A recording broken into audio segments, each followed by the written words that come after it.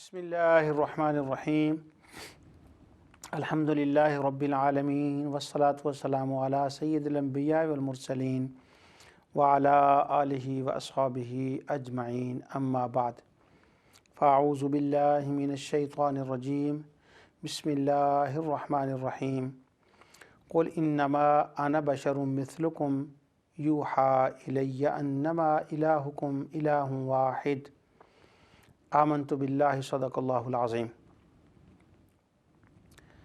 अल्हम्दुलिल्लाह, अल्लाह ताला की तौफ़ीक़ से प्रोग्राम इज़ाला शुबहात में मसला नूर व बशर पर कई दुरूस से गुफ्तगू चल रही है। तो गुज़श्ता दर्स के अंदर मैंने हुज़ूर नबी अकरम नूर मुजस्सम सल्लल्लाहु अलैहि वसल्लम के बारे में जो अल्लाह ताला ने इन्नमा अना बशरुम मिस्लुकुम इरशाद फरमाया, उस पर बड़ी तफसील से अर्ज़ किया था कि बशर हुज़ूर सल्लल्लाहु अलैहि वसल्लम को किन्होंने कहा और मिस्लुकुम का क्या माना है, कि वो हुज़ूर की मिसलियत किस में है।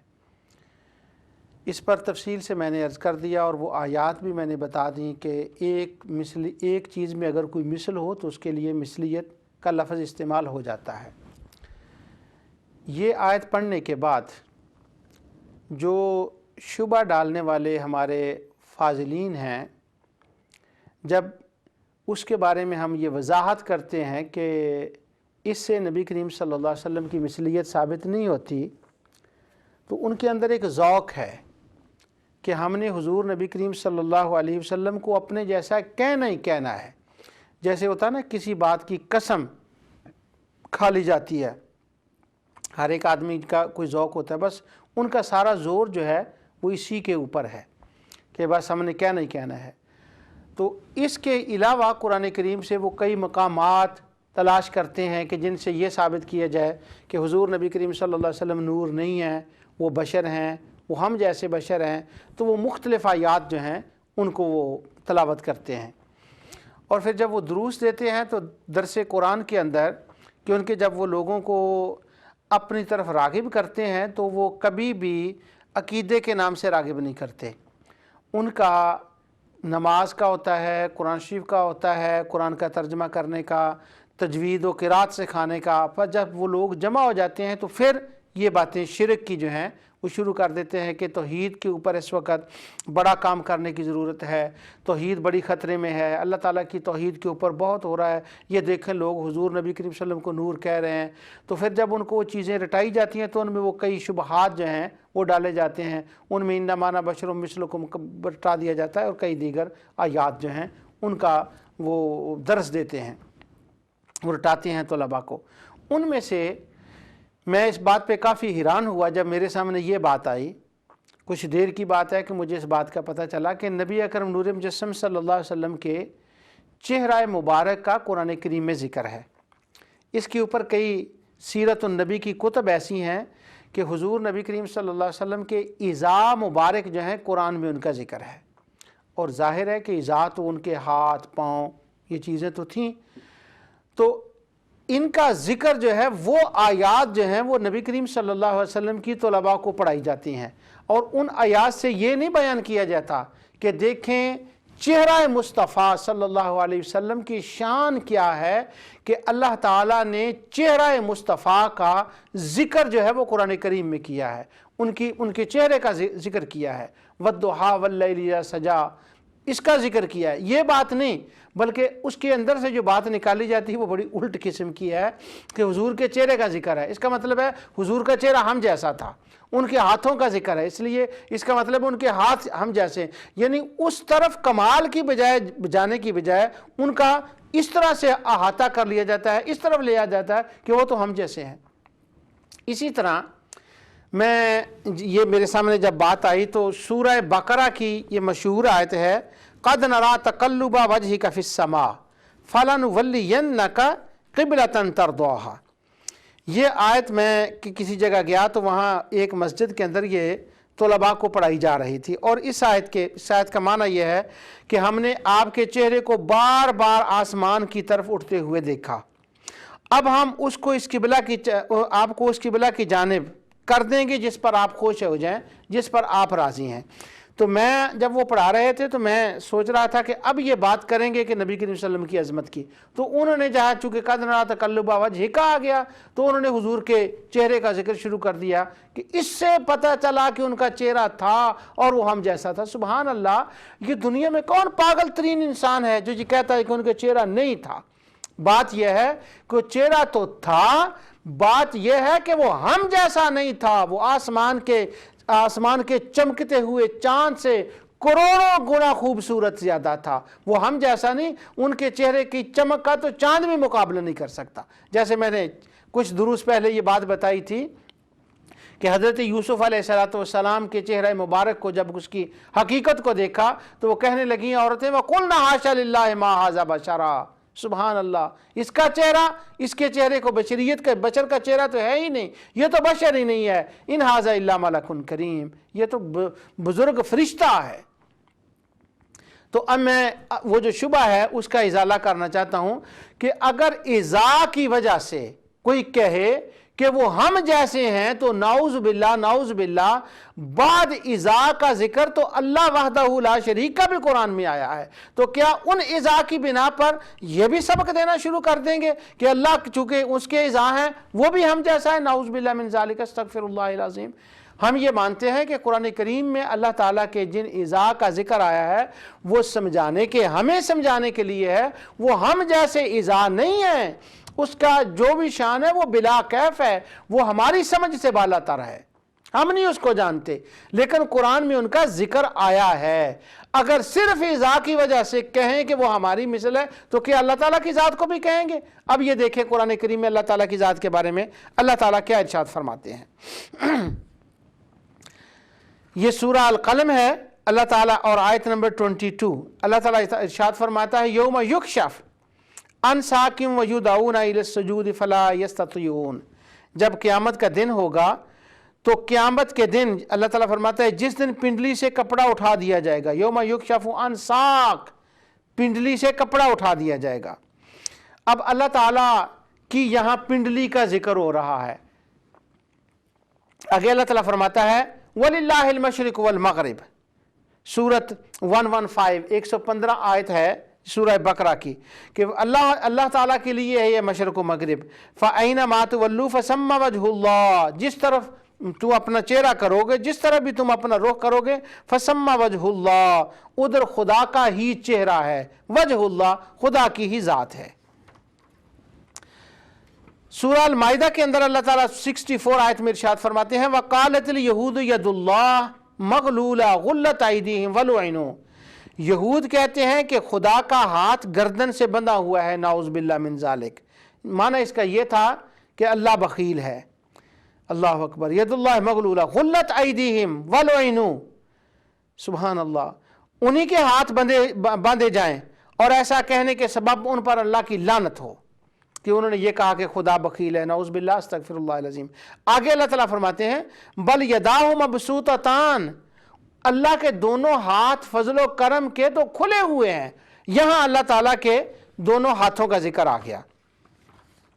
آگے اللہ تعالیٰ ارشاد فرماتے ہیں سورہ فتح کے اندر آیت 10 میں ان الذین یبایعونک انما یبایعون اللہ، جن لوگوں نے اے حبیب صلی اللہ علیہ وسلم، جو لوگ تم سے بیعت کرتے ہیں وہ خدا سے بیعت کرتے ہیں، خدا کا ہاتھ ان کے ہاتھ کے اوپر ہے۔ تو یہاں پر پھر اللہ تعالیٰ کے ہاتھ کا ذکر آ گیا۔ یہ میرے آیات تلاوت کرنے کا مقصد یہ تھا کہ اگر حضور کے عزائے مبارک کا نام لے کر یہ معنی لیا جائے کہ حضور ہم جیسے ہیں اس ذوق کو پورا کیا جائے، تو کیا پھر اس ذوق کو بھی پورا کریں گے کہ نعوذ باللہ من ذالک خدا کے عزا کا ذکر ہے وہ بھی ہم جیسا ہے، یہاں بھی وہ ذوق پورا کریں گے کوئی؟ نعوذ باللہ من ذالک۔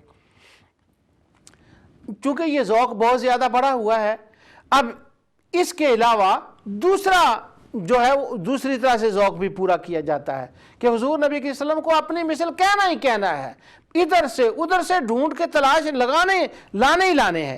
اب دوسرا جو ذوق پورا کرنے کے لیے ایک بات کی جاتی ہے، عام طور پہ یہ بات سننے میں آتی ہے، وہ کہتے ہیں جی دیکھیں ہم نے شادی کی، حضور صلی اللہ علیہ وسلم نے بھی شادی کی، ہماری بھی بیویاں تھیں اور حضور نبی کریم صلی اللہ علیہ وسلم کی بیویاں تھیں۔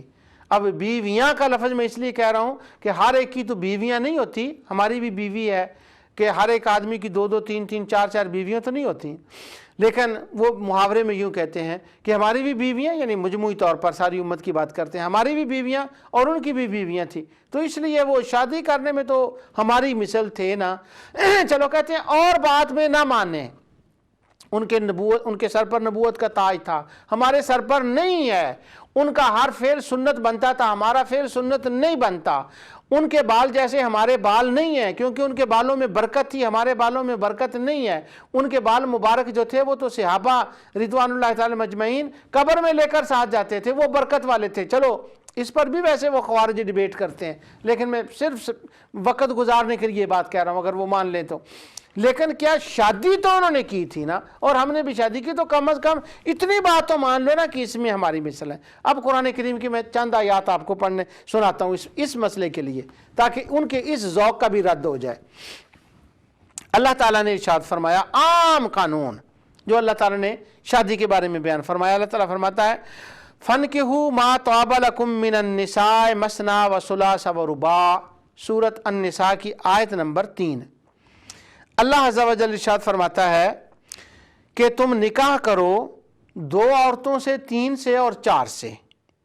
فَإِنْ خِفْتُمْ أَلَّا تَعْدِلُوا فَوَاحِدَةً، اور اگر تم انصاف نہ کر سکو تو بس ایک ہی سے شادی کرو۔ قرآن نے یہ اصول دیا کہ سب لوگوں کے لیے یہ حکم ہے کہ وہ 4 سے زیادہ عورتوں سے شادی نہیں کر سکتے۔ اب نبی کریم صلی اللہ علیہ وسلم کے بارے میں سورہ احزاب کے اندر اللہ تعالیٰ نے فرمایا، ان اراد النبی ان یستنکحاھا خالصۃ لک من دون المؤمنین، کہ اے میرے حبیب صلی اللہ علیہ وسلم، عام لوگ تو 4 سے زیادہ سے شادی نہیں کر سکتے، اور باقی رہی آپ کی بات، یہ پابندی آپ کے لیے نہیں ہے، آپ نے تو 4 سے زیادہ شادیاں کی ہیں، تو معلوم ہوا کہ جو عام شادی کرنے کا قانون امتیوں پر لاگو ہوتا ہے وہ مصطفیٰ کے اوپر لاگو نہیں ہوتا۔ اس کے بعد امتیوں میں سے کوئی فوت ہو جاتا ہے تو اس کے لیے کیا ہے کہ اس کی بیوی کسی اور مسلمان سے نکاح کر لے۔ تو نبی کریم صلی اللہ علیہ وسلم کے لیے کیا حکم ہے آپ کی بیویوں کے لیے، وہ بھی سورہ احزاب کے اندر آیت 53، بڑی پیاری لطف والی آیت ہے، اس کے اندر بڑی تفصیل سے پیچھے سے وہ آیت آتی ہے کہ اللہ تعالیٰ فرماتا ہے، لا تدخلوا بیوت النبی الا ان یؤذن لکم، نبی کے گھر میں داخل نہ ہو ان کی اجازت کے بغیر جب وہ کھانے کے لیے تمہیں بلائیں۔ اس کا آخری حصہ ہے، اللہ تعالیٰ فرماتا ہے ولا ان تنکحوا ازواجہ من بعدہ ابدا، سبحان اللہ۔ ان کی بیوہ جو ہیں حضور صلی اللہ علیہ وسلم کی، النبی اولی بالمؤمنین من انفسہم وازواجہم امہاتہم، وہ تمہاری مائیں ہیں اور تم ان سے نکاح نہیں کر سکتے۔ اب ہم شادی کریں تو 4 سے زائد سے نہیں کر سکتے، اور حضور نبی کریم صلی اللہ علیہ وسلم کے لیے کوئی پابندی نہیں ہے، ہماری امت کی چھوڑی ہوئی عورتوں سے دوسرا نکاح کر سکتا ہے، مگر حضور نبی کریم صلی اللہ علیہ وسلم کی ازواج مطہرات سے کوئی نکاح نہیں کر سکتا۔ تو اس کا مطلب یہ ہوا کہ شادی حضور نے بھی کی ہے، شادیاں ہم بھی کرتے ہیں، لیکن حضور کے لیے قوانین اور ہیں، امت کے لیے قوانین اور ہیں، تو شادی کرنے کے معاملے بھی حضور صلی اللہ علیہ وسلم ہماری مثل نہیں ہے، لیکن یہ بھی تمہارے ذوق کی بات نہیں بنتی۔ ہمارے یہاں پر ایک انگلینڈ میں ایک شہر ہے ایکسیٹر، اس کا نام ہے، وہ ویسٹ آف انگلینڈ کا ایک شہر ہے، وہاں پر بڑے سالوں کی بات ہے، وہاں پر ایک جلسہ ہوا، تو ایک جلسہ تھا، تو اس کے اندر کچھ انہوں نے مجھے بھی بلایا کہ آپ بھی آئیں، تو میں بھی وہاں پر حاضر ہوا اس جلسے کے اندر۔ جب وہاں پر گیا تو کچھ لوگ تھے وہاں پر، وہ مجھے جانتے تھے کہ اس کا نام عبد المجید ہے اور یہ نور والا ہے، بس میں اپنا تعارف یوں کراتا ہوں نور ٹی وی پر بیٹھ کر کہ یہ نور والا ہے، اور یہ وہ شخص ہے کہ جو نبی کریم صلی اللہ علیہ وسلم کو اپنی مثل نہیں کہتا۔ تو ان کو یہ پتا تھا کہ اس نے اگر جلسے کے اندر تقریر کی تو یہ نبی کریم صلی اللہ علیہ وسلم کی عظمت کی بات کرے گا، اولیاء اللہ کی بات کرے گا، اہل بیت کی بات کرے گا، تو وہ مجھے جانتے تھے۔ تو انہوں نے مجھے اس موضوعات سے روکنے کے لیے کہ میں ذات مصطفیٰ کی بات نہ کروں، میں ذات انبیاء کی بات نہ کروں، میں ان زوات کی بات نہ کروں، بلکہ میں کوئی اسلام کے کسی رول کے مطابق بات کر دوں۔ تو وہاں وہ جو اسٹیٹ سیکرٹری کھڑا ہوا اس نے میرا تعارف کرایا، کہنے لگا ان کا نام عبد المجید ہے، یہ فلاں شہر میں رہتے ہیں، اور کچھ اس نے میرے بارے میں تعریفی کلمات بادل نخواستہ کہے۔ تو آج ہم ان کو جو موضوع دے رہے ہیں وہ یہ دے رہے ہیں کہ اس موضوع پر گفتگو کریں کہ اسلام میں ایک بیوی سے زیادہ جو اجازت دی گئی ہے کہ تم عورتوں سے شادی کر لو وہ کیوں ہے، تعدد ازواج کے اوپر یہ گفتگو کریں گے۔ more than one wife. He will speak to us why Islam allow us to have more than one wife. That is the subject. سبحان اللہ۔ تو میں نے یہی جو بھی میں نے سورہ النساء کی آیت پڑھی ہے، مثنی و ثلاث و رباع، یہ آیت میں نے پڑھی، اور وہ میں نے چند حکمتیں جو تھیں کہ ایک سے زائد عورت نے جو اسلام ہے اس نے کیوں اس کی اجازت دی ہے، مغرب میں زیادہ عورتیں ہیں، وہ فلاں اور جو باتیں ہیں وہ میں نے عرض کی۔ جب میں نے کوئی 10 منٹ یہ باتیں کر لیں تو اب ہم نے تو بات گھما کر ہی وہاں لانی ہے سرکار دو عالم صلی اللہ علیہ وسلم کے اوپر۔ تو میں نے سورہ احزاب کی آیت پڑھ دی، تو میں نے کہا خالصۃ لک من دون المؤمنین، یہ 4 عورتوں کا معاملہ صرف امت کے لیے ہے، لیکن حضور نبی کریم صلی اللہ علیہ وسلم اس پابندی میں نہیں ہے۔ اللہ تعالیٰ نے ان کے لیے یہ پابندی نہیں رکھی، فرمایا یہ مومنوں کے لیے اور قانون ہے اور مصطفیٰ کے لیے اور قانون ہے۔ تو حضور ہم جیسے نہیں ہے، حضور ہماری مثل نہیں ہے۔ یہ آیت پڑھنے کے بعد میں نے آیت سورہ احزاب کی پڑھی کہ اللہ تعالیٰ فرماتا ہے یا نساء النبی لستن کاحد من النساء، کہ اے نبی کی بیویو تم دوسری عورتوں کی طرح نہیں ہو، تم ان کی مثل نہیں ہو۔ تو جو نبی کی بیوی کسی اور عورت کی مثل نہیں ہو سکتی تو وہ نبی کسی اور کی مثل کس طرح سے ہو سکتا ہے؟ بس پھر وہ جو ذوق والا آواز تھا وہ شروع ہو گیا۔ اب وہ جیسے جیسے بات اس طرح بڑھتی جائے، سبحان اللہ، جو سامعین تھے وہاں پر وہ تو معزوز ہونے لگے، اور جو سیکرٹری تھا صاحب جو تھے جنہوں نے میرا تعارف اس حوالے سے کرا تھا یہ بات نہ کرے، بس ان کے چہرہ جو تھا وہ بدلنے لگا کہ اس نے تو پھر وہی بات شروع کر دی کہ حضور نبی کریم صلی اللہ علیہ وسلم کی مثل کوئی نہیں ہے۔ تو یہ میں نے واقعہ آپ کو اس لیے بتایا کہ یہ ذوق پورا کیا جاتا ہے کہ حضور کو اپنی مثل، اپنے جیسا بھائی ہے، وہ ہمارا بھائی ہے، کسی نہ کسی طریقے سے وہ نکال نہیں ہے، وہ لانی ہے بات، اس ذوق کو پورا کرنا ہے۔ اسی ذوق کو پورا کرنے کے لیے ہمارے خوارج دوست جو ہیں وہ ایک اور آیت کی تلاوت کرتے ہیں، وہ آیت میں آپ کے سامنے تلاوت کرتا ہوں۔ دیکھیں کیسے کیسے محنتیں کی جاتی ہیں۔ سورہ الحجرات کی آیت نمبر 10 ہے اور معروف آیت ہے۔ اللہ تعالیٰ ارشاد فرماتا ہے انما المؤمنون اخوہ فاصلحوا بین اخویکم، مومن تو آپس میں بھائی بھائی ہیں، اگر 2 مومن آپس میں لگڑ پڑیں تو ان کی صلح کرا دو۔ اب یہاں یہ آیت تلاوت کرنے کے بعد کہا جاتا ہے کہ حضور نبی کریم صلی اللہ علیہ وسلم ہمارے بھائی ہو گئے، کیوں؟ ہماری مثل ہو گئے، ہمارا بھائی ہونے میں ہماری مثل ہے، وہ بھی مومن ہے، ہم بھی مومن ہیں، تو مومن ہونے میں وہ ہماری مثل ہے اور وہ ہمارے بھائی ہیں۔ یہ دیکھیں مثلیت کے لیے کیا کیا پاپڑ ویلے جاتے ہیں، کہاں کہاں بھاگا جاتا ہے، کیا کیا کوششیں کی جاتی ہیں۔ وہ بھی مومن ہیں، ہم بھی مومن ہیں، وہ ہمارے بھائی ہیں۔ لیکن یہاں یہ نکتہ تو اسی وقت فراموش کر دیا جاتا ہے کہ وہ مومن ہیں، وہ مانتے ہیں اللہ کو، وہ مانتے ہیں ملائکہ کو، وہ مانتے ہیں جنت دوزخ کو، انہوں نے سب کچھ دیکھ کر ماننا ہے اور ہم نے ان سے سن کر ماننا ہے۔ تو جب ان سے سن کر ماننا ہے تو ہمارے بھائی کیسے ہو گئے؟ ہاں، اس بات میں وہ مثل ہیں جو میں پچھلے بار بھی کہہ چکا ہوں کہ ان کا خالق بھی وہ ہے، ہمارا خالق بھی وہ ہے، ان کا معبود بھی وہ ہے، ہمارا معبود بھی وہ ہے، وہ بھی اسی کو رب مانتے ہیں، ہم بھی اسی کو رب مانتے ہیں۔ اس ماننے میں بات مثلیت کی تو ضرور ہے، لیکن ان کے ماننے میں اور ہمارے ماننے میں بہت فرق ہے۔ وہ دیکھ کر مان رہے ہیں، ہم بن دیکھے مان رہے ہیں۔ تو کیا ہمیں ان کو اپنا بھائی کہنا چاہیے؟ اس کے اوپر بہت سے لوگوں نے لٹریچر بھی لکھا، ہاں ان کو بھائی کہنا چاہیے، اپنا مثل کہنا چاہیے، اور یہ آیت اپنے استدلال میں پیش کرتے ہیں۔ لیکن یہ بھول جاتے ہیں کہ حضور نبی کریم صلی اللہ علیہ وسلم مرتبے میں کیا ہے۔ اگر میرا بیٹا ہے محمد مجتبیٰ، وہ میرا بیٹا ہے، تو انسان ہونے میں، مومن ہونے میں وہ میرا بھائی ہے، لیکن محمد مجتبیٰ نے کبھی مجھے بھائی کہہ کر نہیں بلایا، وہ بھائی نہیں مجھے کہتا، وہ مجھے ابو کہتا ہے۔ سبحان اللہ، اگر میرا بیٹا محمد مجتبیٰ مومن میرے اور اپنے ہونے میں باوجود مجھے ابو کہتا ہے، مجھے وہ بھائی نہیں کہتا، تو ہم کہتے ہیں کہ مصطفیٰ صلی اللہ علیہ وسلم جب مومن ہے تو مومن ہونے کی وجہ سے ہمیں ان کو رحمت للعالمین، شفیع المذنبین، یا رسول اللہ، یا حبیب اللہ کہنا چاہیے، نہ کہ یہ کہنا چاہیے کہ آپ ہمارے بھائی ہیں، آپ ہمارے بھائی ہیں، حالانکہ وہ مومن ہونے میں بھی زمین آسمان کا فرق ہے۔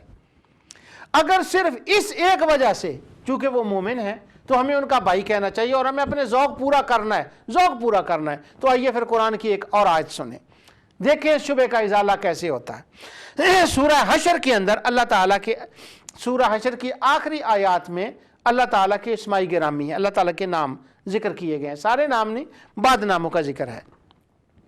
تو سورہ آیت نمبر 23 میں اللہ تعالیٰ ارشاد فرماتا ہے، هو اللہ الذی لا الہ الا هو الملک القدوس السلام المؤمن۔ اللہ بھی مومن ہے، اللہ بھی مومن ہے۔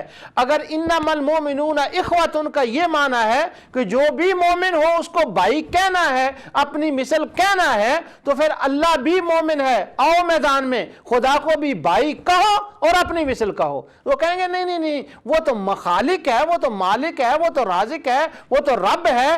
بلا شبہ وہ مومن اس کا نام ہے، پر اس کا مومن کا معنی یہ ہے کہ وہ ایمان عطا فرمانے والا ہے۔ اس لیے نہ توبہ توبہ، ہم اس کو اپنا بھائی نہیں کہیں گے، ہم کہیں گے اللہ کے بندو، جیسے لفظ مومن سے خدا کو بھائی نہیں کہہ سکتے، اسی طرح لفظ مومن سے مصطفیٰ کو بھائی نہیں کہہ سکتے، کیونکہ مصطفیٰ تو ہمارے ایمان کا ذریعہ بنے ہیں، ان کو بھائی کیسے کہہ سکتے ہیں؟ اور وہ درجہ میں کیا ہے؟ محمد مجتبیٰ میں اپنے بیٹے کی مثال دے رہا تھا آپ کو، وہ مجھے ابو کہتا ہے، کیوں؟ اس کو پتا مومن بھی ہے، پر وہ ابو کہتا ہے، وہ مجھے جس رشتے سے جانتا ہے وہ اس رشتے سے مجھے پکارتا ہے جس رشتے سے اسے پکارنا چاہیے۔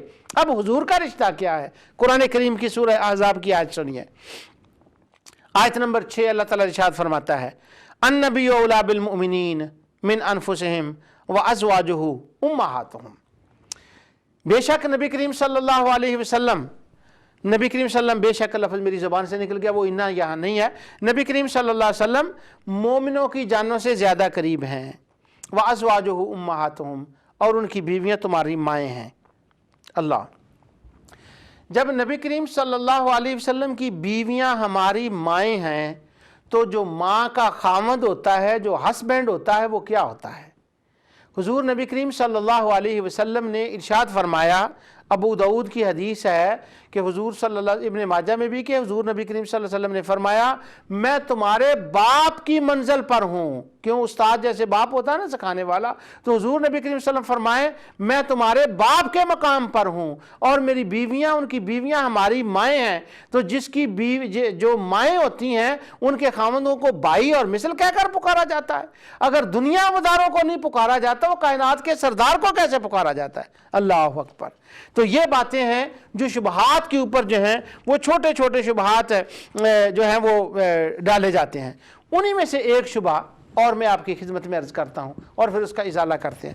وہ کہتے ہیں حضور نبی کریم صلی اللہ علیہ وسلم کے والدین جو تھے وہ دونوں بشر سے، بھلا بشر کے اندر سے نور کیسے پیدا ہو گیا؟ یہ وہ چھوٹے شبہ ہیں جو عام طور پر لوگوں کو رٹائے جاتے ہیں۔ سبحان اللہ، میں نے جب ان پہ غور کیا تو قرآن کریم کی اس آیت کے اوپر یہ جو میری نظر پڑی کہ اللہ تعالیٰ ارشاد فرماتا ہے سورہ النحل کے اندر، کہ اللہ تعالیٰ فرماتا ہے وَأَوْحَى رَبُّكَ إِلَى النَّحْلِ أَنِ اتَّخِذِي مِنَ الْجِبَالِ بُيُوتًا وَمِنَ الشَّجَرِ وَمِمَّا يَعْرِشُونَ، اور تمہارے پروردگار نے شہد کی مکھی کو ارشاد فرمایا کہ پہاڑوں میں اور درختوں میں اور اونچی اونچی چھتریوں میں جو لوگ بناتے ہیں اپنا گھر بنا لے۔ اللہ تعالیٰ نے شہد کی مکھی کو حکم دیا۔ یہ میں آیت اس لیے پڑھی ہے تاکہ پتہ چل جائے کہ یہاں مکھی کا ذکر ہو رہا ہے۔ اس کے بعد اللہ تعالیٰ ارشاد فرماتا ہے یَخْرُجُ مِن ثُمَّ كُلِي مِن كُلِّ الثَّمَرَاتِ، اور ہر قسم کے میوے کھا اور اپنے پروردگار کے جو رستے ان پہ چلے، یعنی مختلف میوے کھا، اور جب وہ ہر چیز مختلف کھائے گی تو ہوگا کیا؟ یخرج من بطونها شراب مختلفا الوان فیہ شفاء للناس، اس نے مختلف چیزیں کھائیں، ہے مکھی، کھائیں مختلف چیزیں ہیں، پر اندر سے کیا نکالا؟ شہد۔ جو لوگوں کے لیے شفا ہے۔ اب مکھی اور اس کے اندر سے شہد نکل رہا ہے۔ اسی طرح سورہ المومنون کے اندر اللہ تعالیٰ ارشاد فرماتے ہیں وَإِنَّ لَكُمْ فِي الْأَنْعَامِ لَعِبْرَةً نُسْقِيكُم مِّمَّا فِي بُطُونِهَا وَلَكُمْ فِيهَا مَنَافِعُ كَثِيرَةٌ وَمِنْهَا تَأْكُلُونَ، اور تمہارے لیے چپا چارپائیوں میں بھی عبرت اور نشانی ہے کہ ان کے پیٹوں میں سے ہم تمہیں دودھ پلاتے ہیں۔ سبحان اللہ، ہے چپایا اور بھینس ہے، کاؤ ہے، گائے ہے، اور وہ گوشت ہے، خون ہے، ہڈیاں ہیں، اور اندر سے کیا نکل رہا ہے؟ دودھ۔ اور ادھر مکھی ہے، اندر سے کیا نکل رہا ہے؟ شہد۔ اور اللہ تعالیٰ سورہ زخرف کی آیت 60 میں ارشاد فرماتا ہے وَلَوْ نَشَاءُ لَجَعَلْنَا مِنْكُمْ مَلَائِكَةً فِي الْأَرْضِ يَخْلُفُونَ، اور اگر ہم چاہتے تو تم میں سے فرشتوں کو پیدا فرما دیتے۔ سبحان اللہ۔ اب مسئلہ حل ہو گیا۔ مکھی کے اندر سے جیسے خدا نے شہد نکالا ہے، مکھی اندر سے نکلا شہد ہے، گائے اندر سے نکلا دودھ ہے، سیدہ آمنہ رضی اللہ تعالی عنہا بشرہ ہیں، حضرت عبداللہ بشر ہیں۔ جو خدا مکھی سے شہد نکالتا ہے، جو خدا بھینس کے اندر سے دودھ نکالتا ہے، اسی خدا نے حضرت آمنہ اور حضرت سیدنا عبداللہ کے اندر سے محمد عربی صلی اللہ علیہ وسلم کی شکل میں نور کو ظاہر فرما دیا۔ اور آگے فرمایا وہ اس بات پر قادر ہے کہ وہ چاہے تو ان کے ملائکہ تمہارے اندر سے پیدا فرما دے، جب وہ چاہے تو ان کے اندر سے پیدا فرما دے، یہ اس کی شان ہے۔ اس نے اپنی شان کا بھی اظہار فرما دیا۔ اس کے بعد ایک دوسرا شبہ جو ہے، جیسے میں نے پچھلے درس میں عرض کیا تھا انشاءاللہ کہ آگے اس پر بھی میں عرض کروں گا، وہ یہ ہے کہ قرآن کریم کی سورت میں، سورہ بنی اسرائیل میں اور کئی دیگر مقامات پر اللہ تعالی نے ارشاد فرمایا سبحان الذی اسریٰ بعبدہ، یہ شبہ بھی یاد کر لیں اور ان کے ازالے بھی یاد کر لیں۔ سبحان الذی اسریٰ بعبدہ، پاک ہے وہ ذات جو اپنے بندے کو لے گئی۔ اس کے اندر حضور صلی اللہ علیہ وسلم کے معراج کا ذکر ہے، لیکن لفظ آ گیا ہے سبحان الذی اسریٰ بعبدہ، اور ذوق پورا کرنے والوں کو، اب ذوق کیا ہے؟ اپنی مثل کہنا ہے، بھائی کہنا ہے، بشر کہنا ہے، وہ ذوق رکھنے والوں کو، ہر ایک کا اپنا اپنا ذوق ہوتا ہے۔ اب جب ہم قرآن کریم کی تلاوت کرتے ہیں تو ہمیں قرآن کے اندر دو چیزیں نظر آتی ہیں کہ جب حضور نبی کریم صلی اللہ علیہ وسلم اللہ کے ہاں ہیں تو اس کے وہ عابد ہیں، عبادت کرتے ہیں اور لوگوں کو بتاتے ہیں کہ عبادت کیا ہے، اور جب نبی کریم صلی اللہ علیہ وسلم مقام ناز پر ہیں تو پھر ان کا مقام اور ہے۔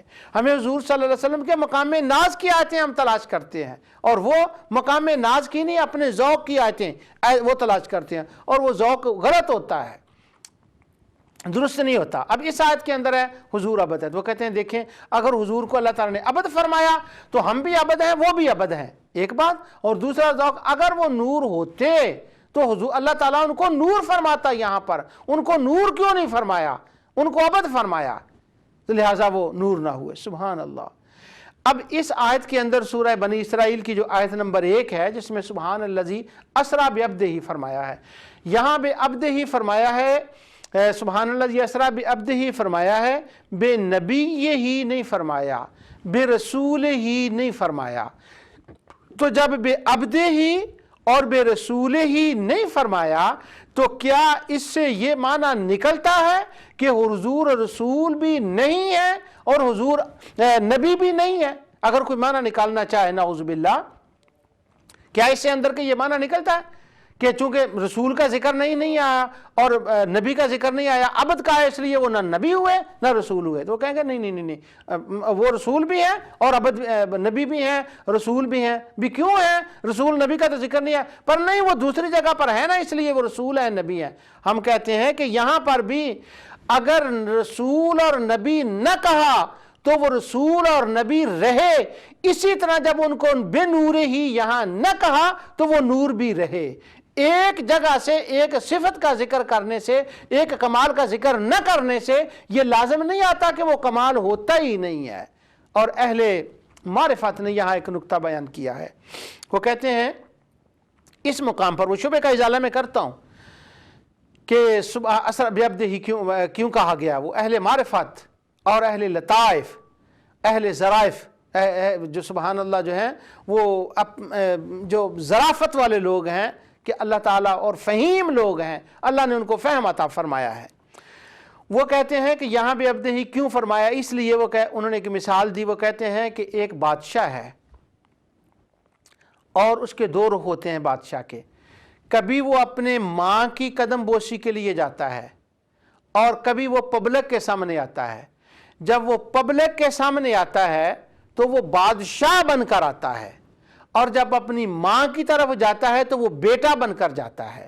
تو اب ماں کی طرف جائے تو وہ بیٹا ہے، اور قوم کی طرف آئے، رعایا کی طرف آئے تو وہ بادشاہ ہے۔ تو وہ فرماتے ہیں کہ نبی کریم صلی اللہ علیہ وسلم، یہاں بلا تشبیہ و بلا مثال میں بات کہہ رہا ہوں کہ حضور نبی کریم صلی اللہ علیہ وسلم اللہ کے نعوذ باللہ اس کے بیٹے کی وہ میں مثال حقیقتاً نہیں، صرف ماں سمجھانے کے لیے میں نے عرض کیا ہے، جب وہ انہوں نے جانا تھا معراج کی رات اللہ کے حضور، اب اللہ کے وہ عبد تھے، اللہ کے وہ عابد تھے، اور انہوں نے مقام ابدیت کے آخری منزل پر، کعبہ قوسین کی آخری منزل پر آج فائز ہونا تھا۔ جہاں پر ایک عبد ایک عابد فائز ہو سکتا ہے نا، اس کے آخری مقام پر انہوں نے جانا تھا۔ تو جب وہاں پر آخری مقام پر جانا تھا تو خدا کی وہ ملاقات کے لیے جا رہے تھے، تو اللہ تعالیٰ نے فرمایا سبحان الذی اسریٰ بعبدہ، پاک ہے وہ ذات جو اپنے بندے کو لے گیا، کیونکہ آج مقام ابدیت کی انتہا پر پہنچنے والے تھے، اس لیے اللہ تعالیٰ نے نبی کریم صلی اللہ علیہ وسلم کا لقب جو ہے وہ ابدیت کا ذکر فرمایا، عبد فرمایا کہ وہ میرا بندہ آج آخری ابدیت کے مقام پر فائز ہونے کے لیے میرے حضور آ رہا ہے۔ اور جب تھا ان کا رخ امت کی طرف، پھر فرمایا وما ارسلناک الا رحمۃ للعالمین۔ تو معنی یہ نکلا کہ بادشاہ جب قوم کی طرف ہوتا ہے پبلک اس کو بادشاہ کہتی ہے، جب وہ اپنی ماں کی طرف جاتا ہے تو ماں اس کو بیٹا کہتی ہے۔ جب حضور معراج پر گئے تو خدا نے ان کو عبد فرمایا، اور جب وہ ہماری امت کی طرف ان کا رخ ہو تو ہمیں رحمت للعالمین کہہ کر پکارنا چاہیے، عبد کہہ کر نہیں پکارنا چاہیے۔ اور باقی یہ رہا شبہ کہ چونکہ عبد کہا ہے تو نور نہیں کہا، لہذا وہ نور نہ ہوئے۔ اسی طرح میری بیوی جب اس ملک میں پہلی بار آئی، اللہ تعالیٰ انہیں صحت عطا فرمائے، تو وہ ایک کلینک میں گئی، وہاں پر وہ ڈاکٹر کے پاس کوئی دوائی لینے کی، تو کئی عورتیں بیٹھی ہوئی تھیں، تو ان میں ایک خارجی عورت تھی اور وہ مشن کے اوپر تھی۔ اس نے دیکھا یہ کوئی لڑکی پاکستان سے آئی ہے، نہیں ہے لگتی ہے، تو وہ اس کے میری بیوی کے پاس آئی، تو آ کر کہنے لگی کیا تکلیف ہے آپ کو؟ میری بیوی نے کہا مجھے ذرا نزلہ ہوا ہے۔ کہنے لگی اچھا ٹھیک ہے۔ اب وہ نزلے کی دوائی کی بات کہنے لگی، آپ لگتا ہے نہیں پاکستان سے آئی ہیں؟ اس نے کہا جی میں نہیں پاکستان سے آؤں، یہ ایسا کریں کہ جرابیں پہن کر رکھا کریں، اپنی گرمی کا خیال رکھیں، خوراک کا خیال رکھیں، پہلے ذرا یہ بات کر کے۔ تو کہنے لگی آپ کو معلوم ہے کہ جب ہم نماز پڑھتے ہیں تو ہم کہتے ہیں اشہد ان لا الہ الا اللہ و اشہد ان محمدا عبدہ و رسولہ، ہم کہتے ہیں عبدہ کہ رسول اللہ صلی اللہ علیہ وسلم اللہ کے بندے ہیں۔ تو انہوں نے کہا ہاں ہم نماز میں پڑھتے۔ تو کہنے لگی یہاں جو ہمارا شہر ہے نا، یہاں پر بہت سے بیوقوف لوگ رہتے ہیں، وہ نبی کریم صلی اللہ علیہ وسلم کو نور مانتے ہیں، اور وہ کہتے ہیں کہ وہ عبدہ ہیں، ہم کہتے ہیں دیکھیں نماز کے اندر عبدہ کہتے ہیں، تو وہ کہتے ہیں حضور نور ہیں۔ تو جب ان کو عبدہ کہہ دیا گیا تو نور کیسے ہو گئے؟ تو میری بیوی کہنے لگی کہ عبدہ کہا ہے اور اس کے بعد وہ رسولہ کہا ہے، تم نے عبد کو دیکھا ہے اور ان کے اس مقام و مرتبہ کو عبدہ کے بعد وہ رسولہ کو نہیں دیکھا کہ جب وہ کعبہ قوسین کی ابدیت کے آخری مقام پر چلے گئے اس کے بعد کوئی آگے منزل نہیں تھی، تو اس مقام کو نہیں دیکھا، وہ رسولہ کو نہیں دیکھا اور صرف عبدہ کو دیکھا۔ معنی اس کا یہ ہے کہ ہمیں ان کی ابدیت کو نہیں دیکھنا، ہم نے اس کے عبد کعبہ قوسین کو دیکھنا ہے، لیکن وہ عبد ہیں، اپنے رب کے عابد ہیں، اس کا انکار نہیں ہے۔ اس کے بعد وہ میری بیوی نے کہا ان کو کہ قرآن کریم میں تو ملائکہ کو بھی عبد کہا گیا ہے حالانکہ وہ نور ہے۔ تو وہ کہنے لگی کہ لگتا ہے کہ تو میری کسٹمر نہیں ہے، مجھے جن لوگوں کی تلاش ہے نا تو ان میں سے نہیں ہے۔ تو وہ بیچاری پھر چلی گئی۔ میرے کہنے کا یہ واقعہ سنانے کا محض مقصد یہ ہے کہ لوگ تلاش کرتے ہیں کہ ہم نے شکار کیسے کرنا ہے اور عبدہ کیسے بتانا ہے اور عبد ہی کیسے بتانا ہے۔ اب قرآن کریم کی میں وہ آیات بتاتا ہوں اور انہی میں وہ آیت بھی آتی ہے جس کی میں ابھی وہ میری اہلیہ نے جس کا ذکر کیا تھا۔ جی جو عبد ہو وہ نور نہیں ہوتا، سبحان اللہ۔ اللہ تعالیٰ ارشاد فرماتا ہے قرآن کریم میں، شبہ کو دیکھیں اور اب قرآن کریم کی آیات سنیں، سورہ الذاریات اور آیت نمبر 56۔ اب یہ ذہن میں رکھیں جو عبد ہوتا ہے وہ نور نہیں ہوتا اور وہ ہمارا بھائی ہوتا ہے۔ وَمَا خَلَقْتُ الْجِنَّ وَالْإِنسَ إِلَّا لِيَعْبُدُونَ، اللہ تعالیٰ فرماتا ہے میں نے جنوں اور انسانوں کو اس لیے پیدا کیا ہے کہ میری عبادت کریں۔ اب اس میں جن کا لفظ بھی ہے اور انسان کا لفظ بھی ہے اور عبادت کا لفظ بھی ہے۔ اب جن عبادت کرے گا، جو مسلمان جن ہوگا تو وہ عابد ہوگا، اور جب انسان عبادت کرے گا تو وہ عابد ہوگا۔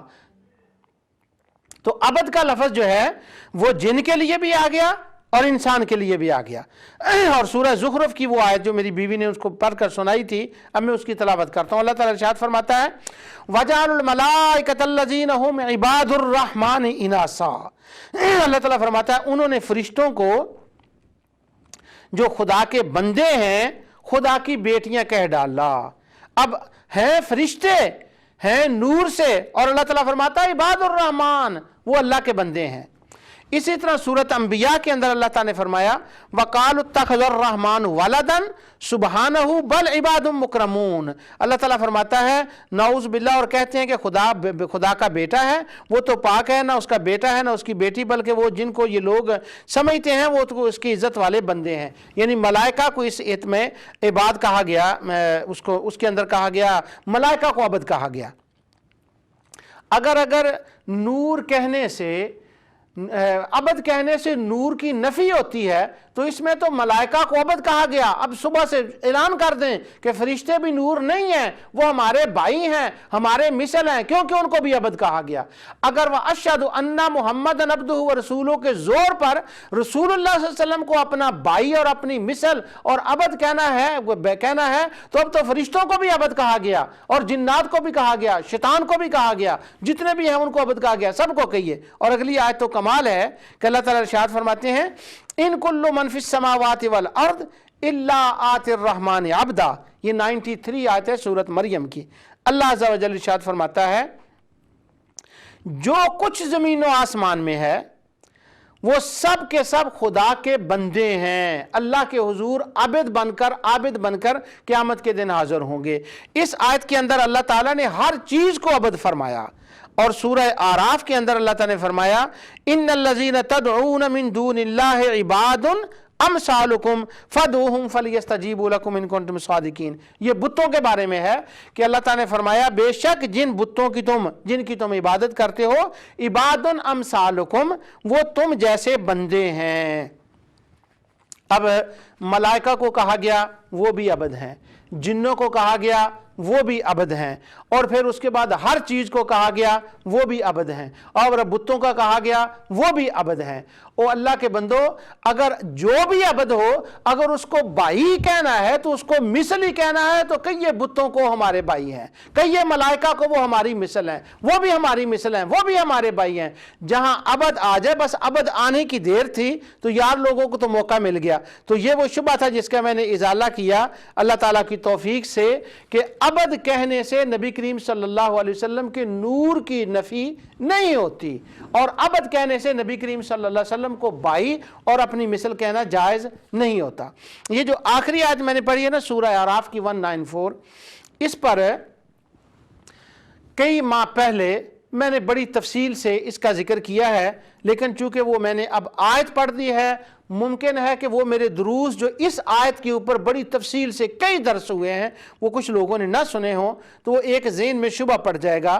وہ یہ کہ شبے کے اوپر، یعنی میں تو شبے ڈال، ہمارے ڈاکٹر امتیاز صاحب ہیں جو ہمارے ٹی وی کے جنرل مینیجر ہیں، ڈاکٹر افتخار صاحب اور ڈاکٹر امتیاز صاحب اور بھائی افتخار صاحب، تو وہ امتیاز صاحب کہتے ہیں کہ میرے بارے میں وہ کہتے ہیں یہ عبد المجید جو یہاں آتا ہے یہ شبہ ڈالنے کے لیے نہیں آتا، یہ شبہ کے مٹانے کے لیے، ازالہ کرنے کے لیے آتا ہے۔ تو میں تو شبہات کا ازالہ کر رہا ہوں، اور ابھی جو میں نے کہا ان الذین تدعون من دون اللہ عباد امثالکم، کہ یہ تم جیسے جن کی تم عبادت کرتے ہو وہ تم جیسے بندے ہیں، تو کسی کے ذہن میں یہ شبہ آ جائے گا کہ یہاں تو بندے کہا گیا ہے اور یہ کہہ رہا کہ وہ بت ہیں، تو یہ تو غلط ہو گیا۔ تو وہ شبہ نکالنے کے لیے میں اس کو کلیئر کر رہا ہوں۔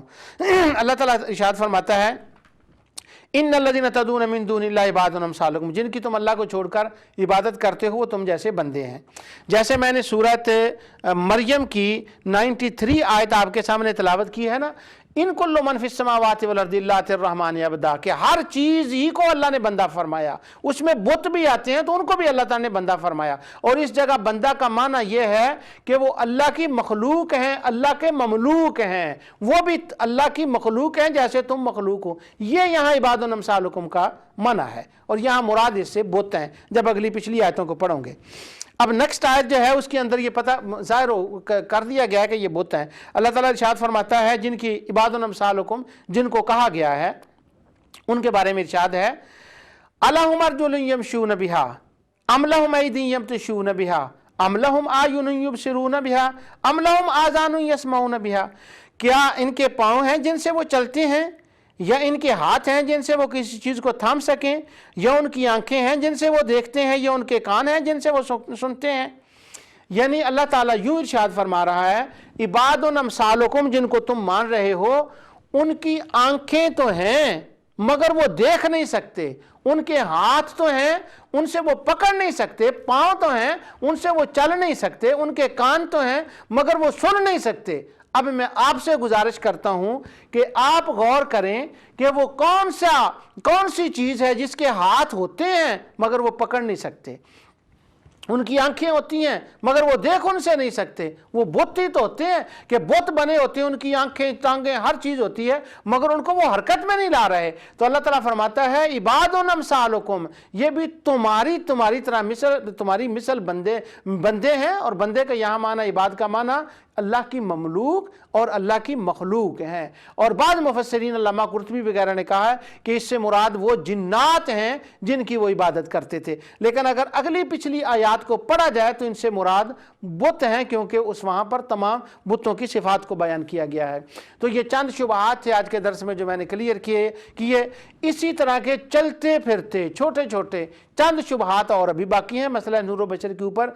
इंशाअल्लाह अल्लाह ताला की तौफीक से वो नेक्स्ट दर्स में उसके ऊपर बयान होगा। जो कुछ मैंने कहा अल्लाह ताला अपने हबीब अलैहिस्सलाम के सदक़े से उसको कबूल फरमाए। वमा अलैना इल्लल बलाग।